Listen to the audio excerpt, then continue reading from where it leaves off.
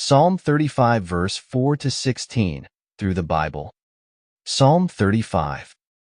Theme: a plea for deliverance from his enemies. This is a psalm that David wrote during the days of his persecution by King Saul. 1 Samuel 24 probably contains the background for this psalm. It is David's powerful appeal to a righteous God to execute judgment upon the enemies of God and the persecutors of his righteous people. There are folk who say that this is not the kind of prayer a Christian should pray, and that the Lord Jesus did not talk like this. However, the Lord Jesus did give a parable about a widow who went to a judge saying, "Avenge me of mine adversary." That judge took a long time to do it, but he finally saw that the widow got justice. It is a parable by contrast. God is not an unfeeling, hard-hearted judge. God is gracious, wonderful, and eager to help his children, and we are to turn over to him our grievances.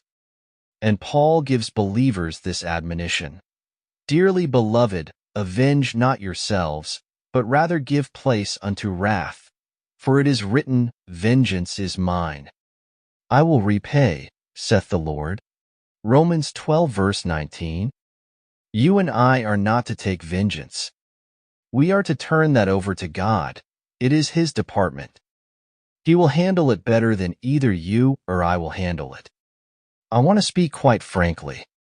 I have turned several people over to the Lord when what I wanted to do was smack them in the mouth. There is no use beating around the bush. I have that feeling sometimes. I know a man who is a liar, yet he pretends to be an outstanding Christian and carries a big Bible under his arm. God told me, "Vernon, don't hit him in the mouth. That would be wrong. You wouldn't be walking by faith. You trust me. Vengeance is mine. I will repay." So I turned that man over to the Lord. I think the Lord will spank him. We need to learn to walk the pathway of faith.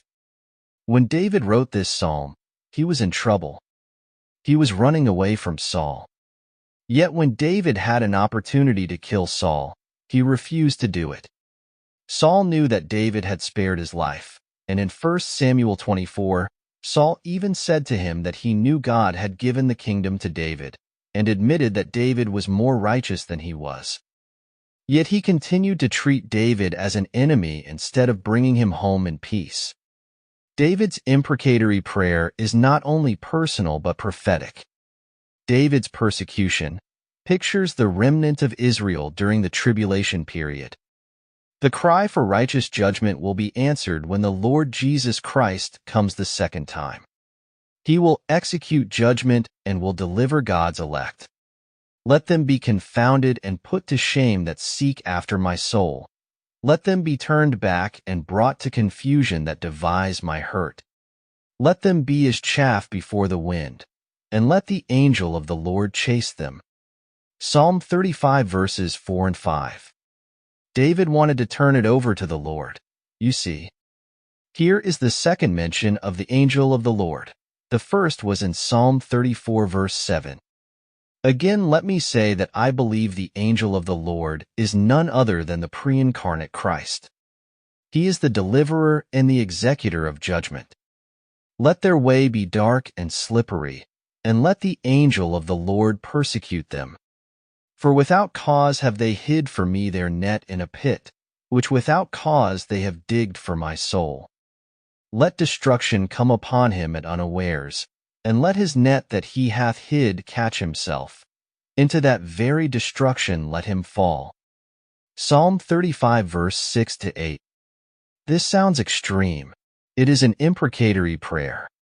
I do think it is inconsistent for a Christian to pray a prayer like that today, since God has told us to turn things over to him. But if you think God is not going to take vengeance on evildoers, you are mistaken. He will do it without being vindictive. He will do it in justice and in righteousness and in holiness. We do well in turning over to God our grievances because he is going to make things right. This is a great psalm, a great comfort and solace for the soul of man. Now listen to David after he has prayed that prayer. And my soul shall be joyful in the Lord. It shall rejoice in his salvation. All my bones shall say, Lord, who is like unto thee, which deliverest the poor from him that is too strong for him, yea, the poor and the needy from him that spoileth him?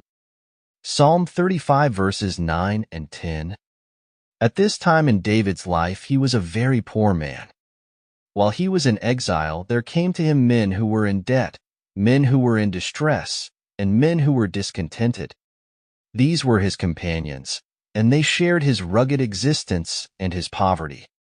But God was with them, and he delivered the poor from him that was too strong for him. With hypocritical mockers and feasts, they gnashed upon me with their teeth. Psalm 35 verse 16. A mocker in that day was a court jester who was hired to amuse the guests at a banquet. In this case, they would make fun of David for running away and hiding from Saul. They probably would say, he could slay the giant Goliath, but he is afraid of King Saul. Hypocritical mockers are about us today, and you will find them in the church. I was a pastor for a long time, and I have seen them. Since I am no longer a pastor, I am in a position to say some things that need to be said. Mockers hurt the testimony of the church. The church is the bride of Christ. God still has a purpose for her, and somebody needs to do some cleaning up on the inside. We are not to judge the world, but we are to judge the things inside the church. There are those who ridicule God's men, and they lie about God's men, doing it in a most pious way. They are hypocritical mockers. They are jesters in the court of God, ridiculing God's men. My friend, it is good to know that although the righteous do suffer ridicule and even affliction, and although the enemy rejoices over their suffering, the end is always deliverance. In God's kingdom, the righteous will have their share.